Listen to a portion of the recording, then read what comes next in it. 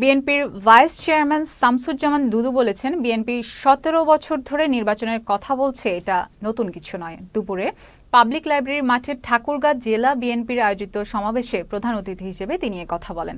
কেন্দ্রীয় বিএনপির কর্মসূচির অংশ হিসেবে নিত্য প্রয়োজনীয় দ্রব্যমূল্য সহনীয় রাখা, আইনশৃঙ্খলা পরিস্থিতির উন্নতি ও দ্রুত নির্বাচনী রোডম্যাপ ঘোষণার দাবিতে এবং পতিত ফ্যাসিস্টদের ষড়যন্ত্র মোকাবেলায় এই সমাবেশে আয়োজন করা হয়। এ সময় বাংলাদেশ জাতীয়তাবাদী দল বিএনপি রংপুর বিভাগের সহ সাংগঠনিক সম্পাদক আব্দুল খালেক আমিনুল ইসলাম, ঠাকুরগাঁ জেলা বিএনপির সাধারণ সম্পাদক মির্জা ফয়সাল আমিন সহ বিএনপির নেতৃবৃন্দরা উপস্থিত ছিলেন। বিএনপি নিয়ে টানাটানি করবেন না। আমি এই সভাতে বলে যাই, বিএনপির চ্যালেঞ্জ নেওয়া দরকার।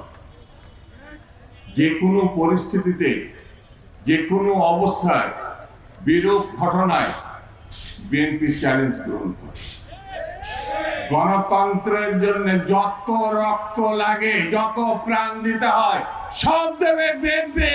গণতন্ত্র প্রতিষ্ঠা ছাড়া বিএনপি পিছু হটবে না।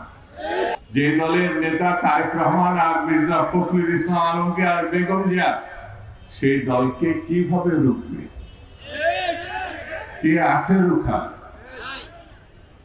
সেই জন্য বন্ধুরা, হ্যাঁ, নেতৃত্ব নিয়ে দলের ভিতরে নানা একটু টানাটানি থাকতে পারে, কিন্তু চ্যালেঞ্জ দিতে হবে ঐক্যবদ্ধ।